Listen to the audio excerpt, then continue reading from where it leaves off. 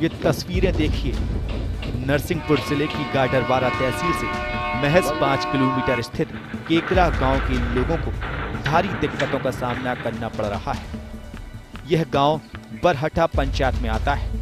दरअसल इस मार्ग के अलावा कोई दूसरा रास्ता इन ग्रामीणों के लिए नहीं है, जिसके चलते ग्रामीणों को शहर तक आना हो तो उससे पहले ही अपनी जान की बाजी लगानी पड़ती है।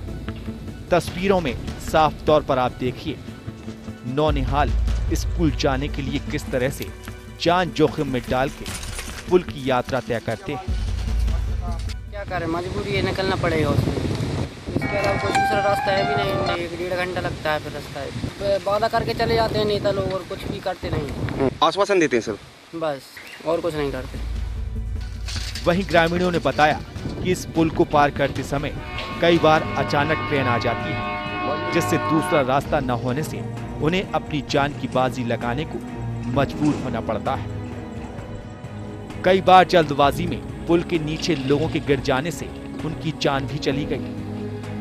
यही नहीं, रेल प्रबंधन ने कई मौत हो जाने के बाद पुल पार करने पर दंड देने का बोर्ड लगा रखा है, लेकिन इन ग्रामीणों को नियमों को तोड़ना इनकी मजबूरी बन गई है। इस गांव की कई लड़कियां आज भी पढ़ाई को लेकर मोहताज हैं। 8वीं के बाद पढ़ाई की व्यवस्था न होने से गाडरवारा जाना पड़ता है, पर सड़क न होने से लड़कियां घर बैठने को मजबूर हो जाती हैं। जिन बच्चों के माता पिता स्कूल भेज देते हैं, पर उनके लौटने की उम्मीद तब तक लगी रहती है जब तक बच्चा घर में सुरक्षित नहीं पहुंच जाता।